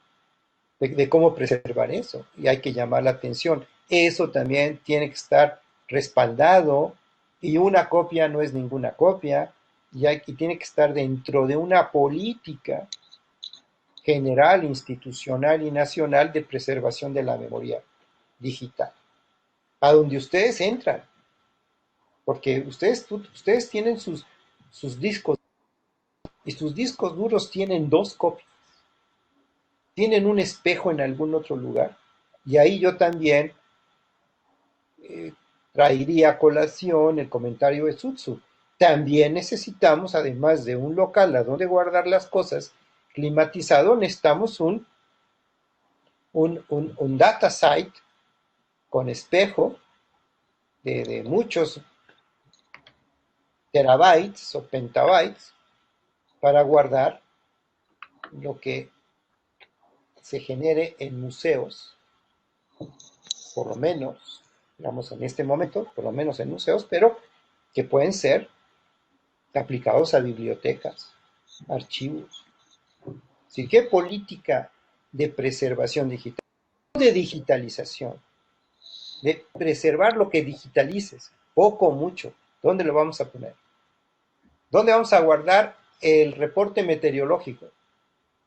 Porque ahora pues, los reportes de temperatura, humedad, presión atmosférica, barométrica, están en data loggers, los recogen data loggers, que los ingestan a programas, que despliegan las gráficas. ¿Dónde se va a guardar eso? Bien, que no se pierda, que no lo hackeen. Entonces viene la seguridad, ¿verdad? Además de que existan los espacios, la cantidad de memoria tiene que estar seguro. Y eso significa mantenimiento, upgrading, refreshment, actualización, pues igual que lo que estábamos mencionando, si tenemos un escáner de 2K para cine, pues necesitamos uno de 8, ¿verdad? Y necesitamos, pero en un lapso de 5 años o 3, y al que tenemos que sacarle todo el jugo y exprimirlo con 3 turnos, que no esté parado, porque para eso está diseñado, ese es el nicho de negocios de Arri, ¿no? O de Brie. A usted, si le saca jugo, pues, saca para la siguiente generación de diseño tecnológico del aparato, ¿no? Entonces, esa mentalidad la tenemos que incorporar, ¿no? Si tienes un escáner Epson 8850, lo que sea, o uno más grande, pues va a tener una vida útil. Sí, yo tengo aquí un Hasselblad de tambor virtual, pues que ya no corre. ¿Por qué? Pues porque el drive ya no existe, ¿no? Entonces, otro de los programas de UNESCO, Persist, pues es ese. ¿Cómo vamos a hacer persistentes, existentes, accesibles los softwares de diferentes aparatos, los drives, ¿verdad? El programa con el que se conecta. Bueno, o sea, existen todavía escáneres muy caros, como los de foto aérea, para escanear película fotográfica aérea, pues que vienen con una conexión SCSI en XP, así están diseñados. Bueno, pues no hay otro Es el de la última generación, pues ni modo, tienes que tener tu cable de refacción SCSI por si se te troza un día y tienes que estar constantemente en contacto con el proveedor Bexel en Madrid.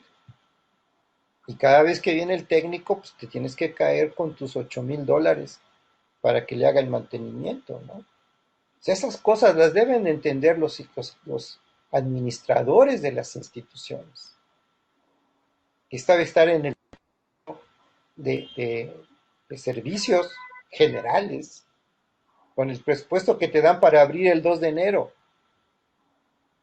Si no, se nos cae el sistema de preservación de la memoria artística, cultural, histórica, de las artes y las humanidades. Y tenemos que tener una política clara de 15 recomendaciones que todo el mundo siga en las medias posibilidades, ¿no?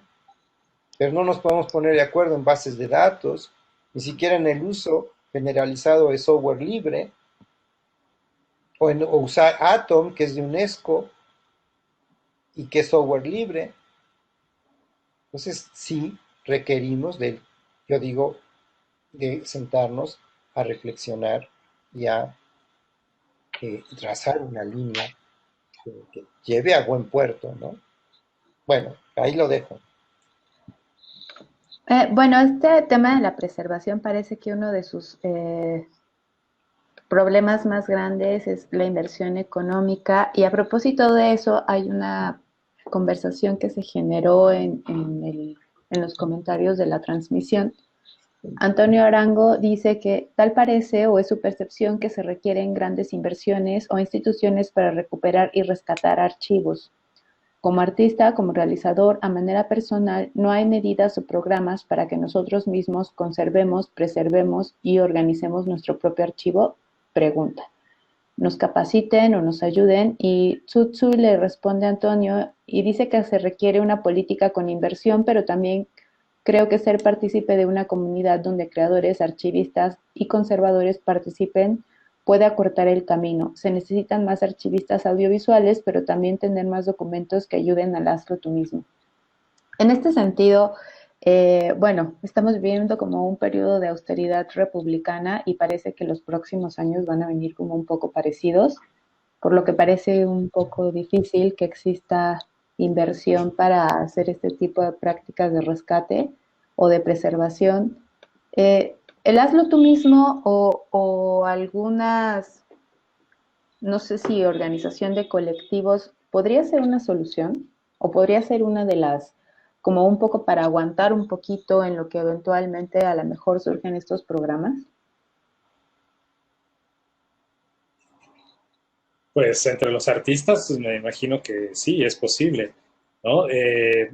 Digamos, buena parte de los que nos dedicamos a esto, yo no sé si Toño ha guardado sus equipos, pero yo, por ejemplo, tengo reproductor de VHS que está en muy buen estado, que tiene pocas horas de uso. Entonces, para hacer transferencias o respaldos se puede utilizar y sé de algunos que tienen cámaras High 8, no sé, como que a lo mejor reunirse y intercambiar cuáles son las posibilidades, quien sepa cuáles son las normas y las posibilidades de respaldar y transferir para ir dándole vida o prolongar un poco la vida de los materiales o de la producción personal, ¿no? Porque, digo, ese también es un problema cuando uno vende una pieza, ¿no? Un poco ya lo mencionaba Fernando con la colección Televisa, pero eso es cuando consideras aspectos tecnológicos, no sé, que involucran, por ejemplo, sensores, en fin, programación, circuitos, pero simplemente en el caso de video, no sé si las colecciones respaldan, por ejemplo, los DBCAM que en algún momento compraron. Desde hace unos años ya se vende en disco duro, pero también eso tiene un tiempo de vida.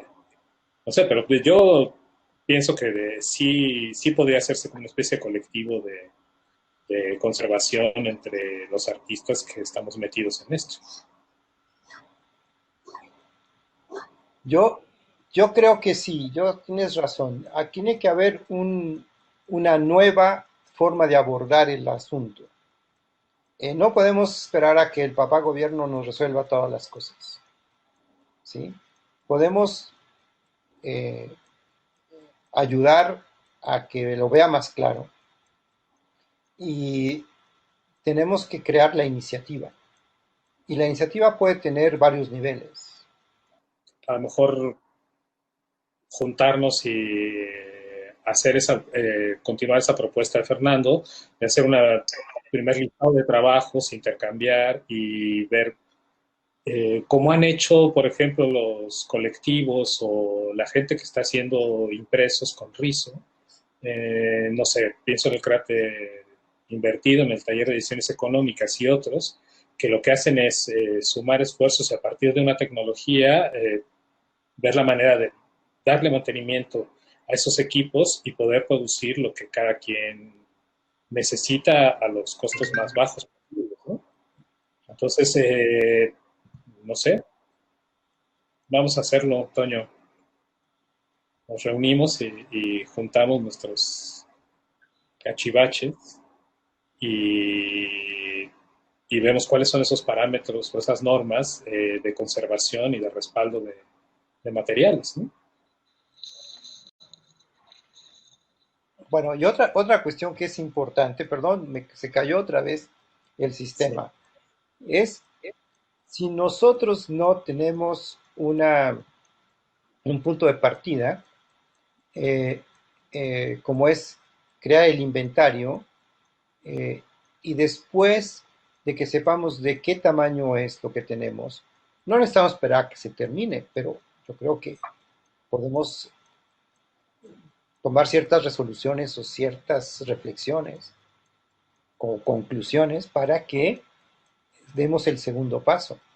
Y lo más importante en este momento es conocer qué reproductores necesitamos. Porque el software para reproducir o digitalizar, ese va a cambiar y lo va a ver, ¿no? De alguna manera u otra. Y igual, al igual que recolectemos o sepamos qué reproductores necesitamos y también sepamos cuál es el formato de audio, de video de las piezas y sepamos qué aplicaciones o software se utilizaron, se tendría que generar un listado de necesidades del software. Así que se van como creando listados subalternos o concurrentes. Y yo me acuerdo que hace un año, antes de que eh, Ramón Coelho, este holandés que radicaba en México, se fuera a los Países Bajos, pues tenía en venta un Rax y había que juntar 25,000 pesos para comprarle el rack o algo así, ¿no? 50,000, no sé. Yo creo que es ahí la estrategia raqueta, ¿no? Buscar un racket con esto y esto y esto y esto. Si necesitamos construir esos racks y conformar esos racks con todos los formatos de video, con las reproductoras, pero ¿dónde los vamos a poner? Entonces, si hay un laboratorio de investigación en el centro multimedia, pues no es provocación, sino es invitación a que reflexionen que a lo mejor ahí puede ser. Tienen la instalación. Esto requiere de instalaciones eléctricas muy confiables, de mantenimiento, de limpieza, y tratar de evitar el deshuesadero, ¿no? Porque de hecho vamos a tener que tener un deshuesadero, pero ya con una, digamos, iniciativa insignia o impronta, pues hay mucha gente que si lo promovemos bien, nos regala su VHS para el deshuesadero o para el rack, ¿sí? o la tornamesa, o lo que necesitemos, ¿no? Pero dense una vuelta por los mercados de cachivaches y verán que hay todavía cosas, pero en este momento estábamos buscando a nivel de la UNESCO que se vuelvan a fabricar cabezas para las grabadoras de carrete abierto, de cinta de un cuarto. Si no hay cabezas, no reproducimos nada, no digitalizamos, no transferimos nada. Y ahora, esta cuestión, cursos sí, eso sí puede ser una función de las instituciones, hay que convocarlos, hay que hacer esos talleres, hay que hacer esa capacitación a los artistas, eso es totalmente factible y hay que pensar en cuestiones presenciales de 40 horas o en fin, mínimo, que tengan continuidad. La experiencia del taller que dimos, de la clínica taller que dimos en el Exteresa cuando tú estabas ahí, Iván, pues para mí fue muy gratificante, ¿no? Y era muy interesante que los custodios eran los primeros que estaban en la primera fila, querían saber cómo funcionaba, qué es lo que eran, ¿qué? Porque la gente les preguntaba, ¿no? Porque era el vínculo entre la pieza, la sala y el espectador. Bueno, yo creo que eso igual el año antepasado, en la Coordinación de Artes Visuales del INBA, volvimos a repetir una experiencia sobre documentación, sobre política documental. Y creo que se avanzó, retomando lo que dice Sutsu, cada 2 años, ¿no? Hay estas iniciativas, se avanzó, pero por lo menos se dejó un esqueleto, una, un outline, una guía para que las personas empezaran a redactar. Y esto de redactar una política documental institucional tampoco es muy caro. Es decir, se puede hacer de dos maneras. O se hace con una consultoría in situ, con un externo, o al externo se le contrata para que la haga. Pero si hacemos una política documental un poco más multifacética, puede funcionar. Miren, el IMCINE tiene una subdirección de acervos. Y en el IMCINE hay películas, hay negativos, hay copias de proyección, hay videos, hay fotos, hay stills, hay making ofs, hay carteles, hay pressbooks, hay todo lo que ustedes quieren, Blu-ray, DVD, han pasado las películas por todos esos formatos. Bueno, no es hora de que exista una política documental clara, que diga cómo administrar el activo fijo. Y pongo el ejemplo del IMCINE porque es una institución que tiene activos fijos. O sea, vive de distribuir sus películas que produce. O sea, su financiamiento de recuperación, su sustentabilidad vive de eso, o radica en eso. Entonces, pues si tú vendes coches, pues tienes las refacciones de los coches ordenadas, ¿no? En las concesionarias. Sabes cuánto cuesta que te cambien el aceite, sabes cuánto cuesta que te cambien las bujías, darle servicio, ¿no? Entonces, si tú vendes coches nuevos, pues tienes que tener dónde guardarlos bien mientras los vendes, ¿no? Bueno, apliquemos eso. Hay instituciones que no tienen por qué ceñirse a una política de austeridad porque tienen ciertas actividades sustantivas de conservación de su activo fijo. Las bibliotecas, su activo fijo es su acervo. El Exteresa, su activo fijo es su centro de documentación y información.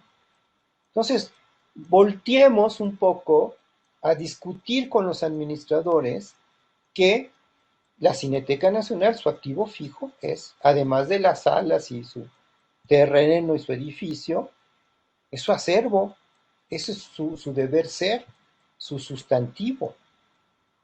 Entonces, no vamos a tener para guardar las películas, no vamos a tener para digitalizarlas. Bueno, pues antes no se tenía para el laboratorio porque era muy caro. Bueno, pues, sacar una copia en estos momentos de un buen negativo o internegativo de imagen y sonido cuesta $5,000. ¿Cuánto cuesta digitalizarla? ¿Cuánto cuesta digitalizarla? Más que hacerlo químico. Entonces no se hacía porque pues tenía que haber. Después de todo lo que había que gastar, venía el presupuesto para la conservación, para la duplicación de los materiales, para hacer la copia. Si los curadores de la Biblioteca de Alejandría hubieran tenido esa mentalidad, no hubieran vendido ningún libro. O la industria editorial. Hay que tomar en cuenta que vivimos en industrias culturales. Los artistas como Iván, como Antonio Arango, como bueno, viven de su arte, viven de su producto, tienen derecho a vivir su producto. Los investigadores de las ciencias duras lo mismo, investigan lo que les interesa, donde han visto una beta bueno, pues tienen que tener dinero, si no podemos vivir una sociedad manca de artistas, de científicos, o de literatos, o de conservadores, claro, tengo que hablar por mi gremio, ¿no? Si nadie puede conservar lo que no entiende, y lo que no ama, y lo que no conoce cómo está hecho. Por eso los conservadores tienen, como dice Suso, hay pocos conservadores audiovisuales, sí, hay que formar más. Pero ¿quién nos va a convocar? Es decir, vamos a salir nosotros con nuestra pancarta, a ver, hay curso de conservación. Necesitamos coordinación, coordinémonos y podemos hacerlo desde el punto de vista técnico, desde el punto de vista de del control físico, del control intelectual, del almacenaje y del acceso. Bueno, creo que estamos sobre la hora, no sé, ya no voy a hablar más. Muchas gracias, Fernando. Pues sí, digo, de todas formas el foro sigue abierto. Estaría increíble si ustedes pueden, no sé, conectarse o si quisieran participar en las próximas sesiones. Y seguramente encontraremos una forma de darle continuidad a la conversación a través de otros productos. Eh, ¿Quisieran agregar algo más, Fernando o Iván? Pues no, creo que, bueno, a mí me quedó muy claro todo lo que se habló.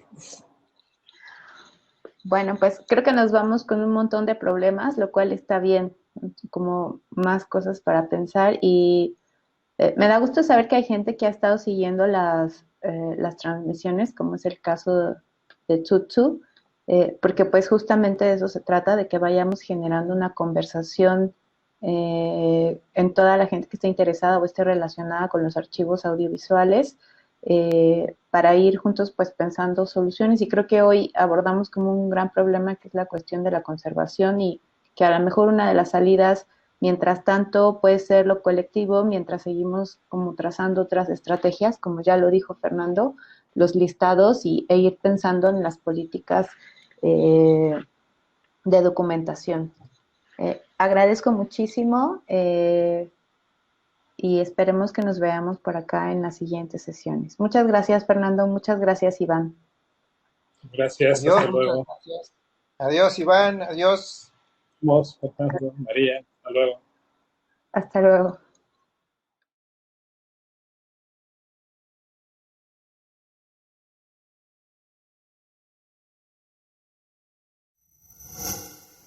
Gobierno de México.